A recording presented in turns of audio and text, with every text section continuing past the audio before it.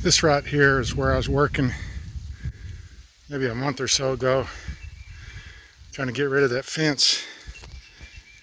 And I cleared out about, I don't know, maybe 12 or 16 feet. And then right here, I'm trying to get up to that tree.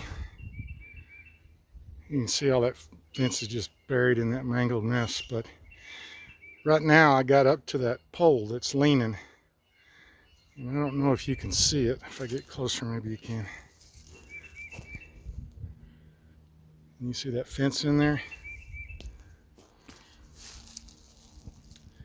And it's laying down right there. There's probably 8 feet. I'm about to pull out.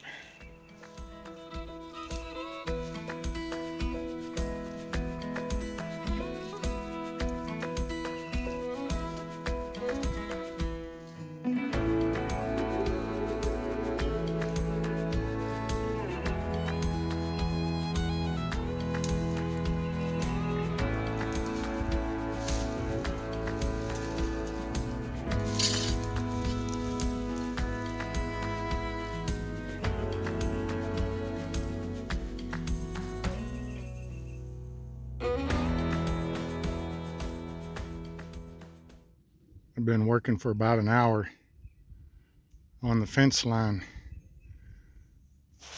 where the tree is. I got about 6 or 8 feet cleared out. So now I can get around that tree and try to do some cutting.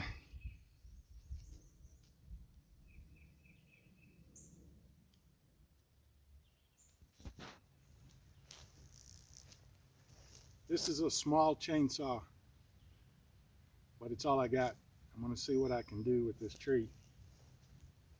We'll see how it goes. I may have to go borrow my neighbor's.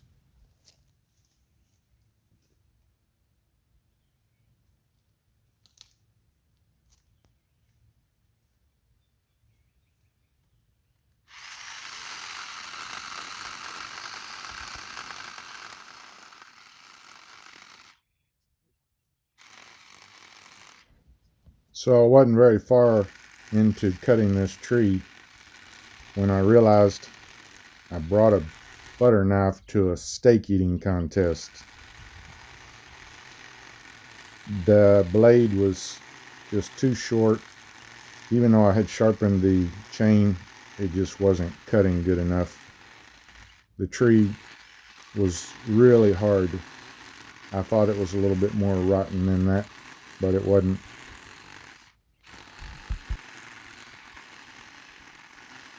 What I'm doing to begin this cut is make a level cut towards the bottom, and then normally I know you would want to cut a wedge down into it, wedge out the front half, and then make an angled cut from the back. But that saw just was fighting too much, so I did what I could on the front, and then here in a minute you'll see I go to the back and just start making an angle cut. I'm trying to get through it as quick as I can, even though the saw is just not having it.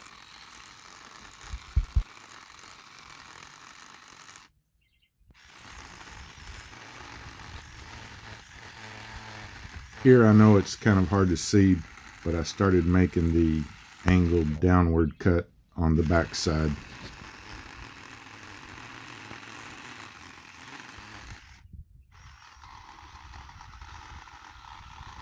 As I go from side to side, this is just agonizing as how long it takes to try to get anything done.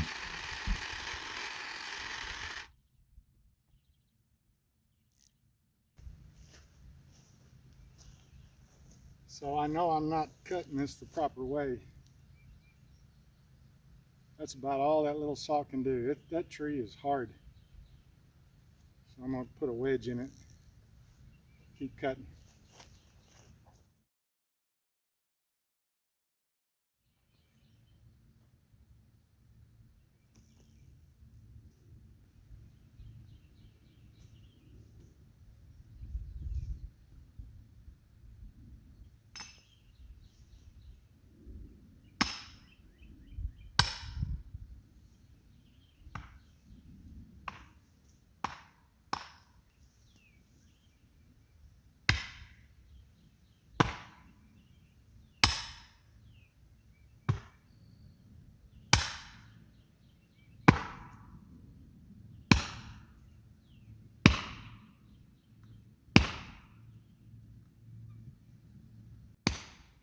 One consistent theme with that sledgehammer is that after a few swings, it's time for a break.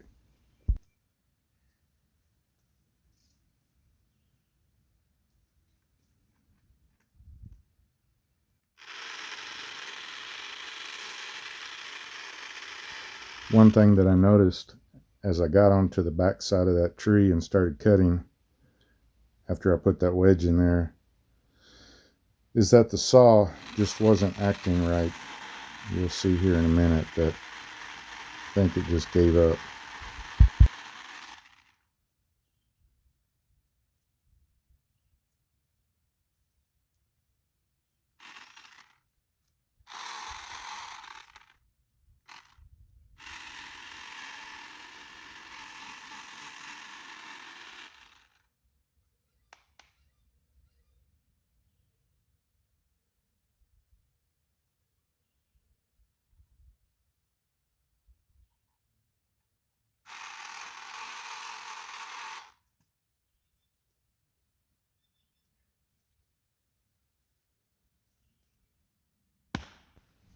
The wedge is starting to get so deep into the tree that it's hard to hit the head after a while.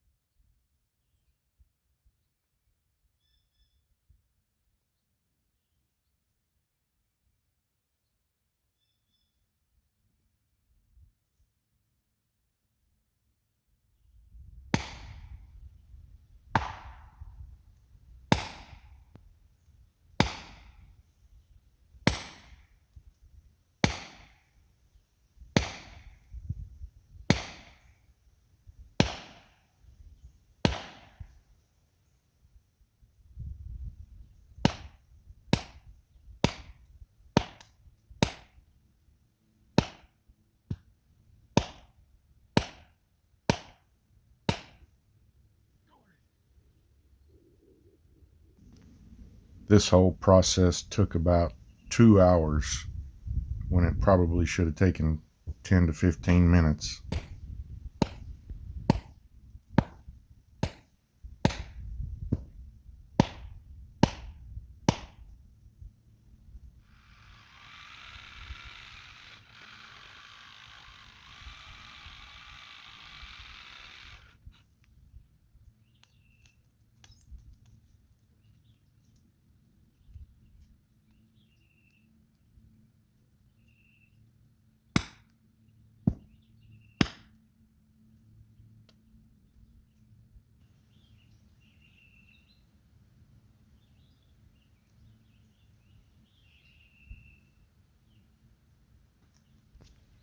I ended up having to use my Sawzall to finish off the tree. It's the only thing I had left that would cut.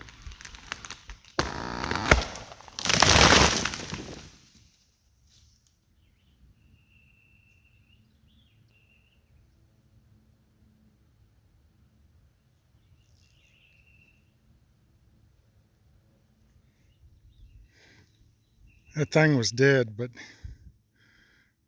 boy, that wood in the center was really hard. And my chainsaw is too small for this job.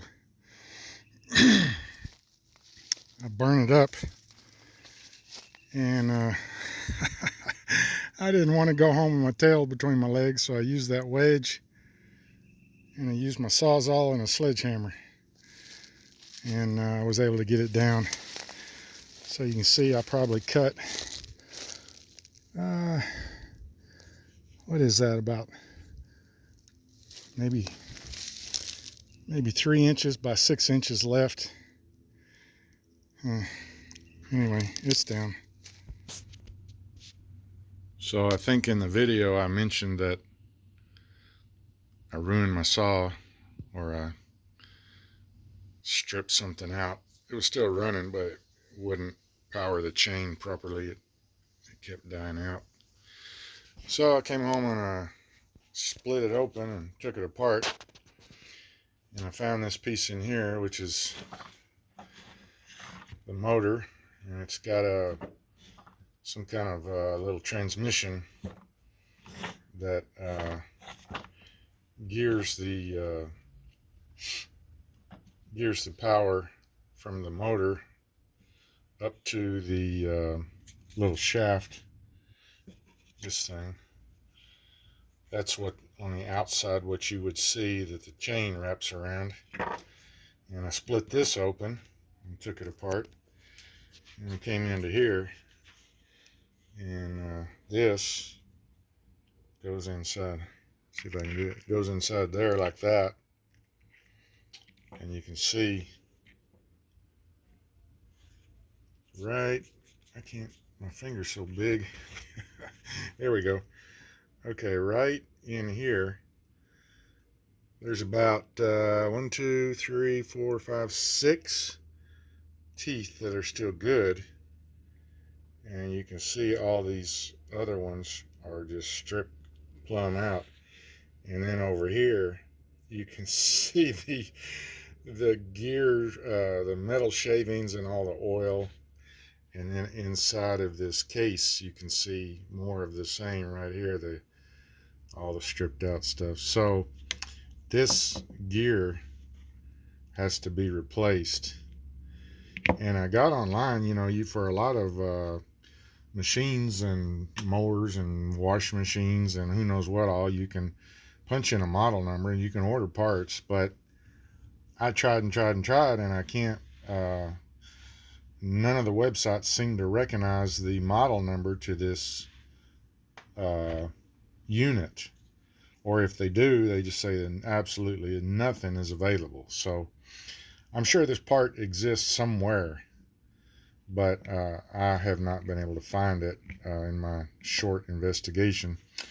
So yeah, unless I can find another broken one that doesn't have the same part broken, I don't know that I'll ever be able to get this fixed. By the time I find it, I might not remember how to get it back together.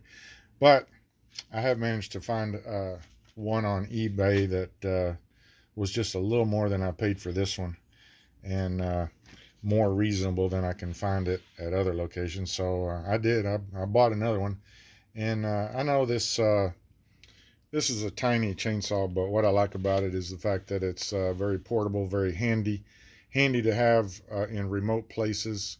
You don't have to carry gas with you. You don't have to worry about gas going bad, and just be sure you have a couple of batteries with you, and you can walk out into the woods and trim up your trees. But I need to get something a little more powerful so that if I'm going to be doing some heavy work on the property, that I don't strip out another small unit like this. But I definitely like this unit, and I have a lot of batteries and chargers and stuff for all my other Craftsman tools that I have, and I have a lot of them. So yeah, I've already replaced it, and if I find a gear, I'll put this one back together. But anyway, that's what happened.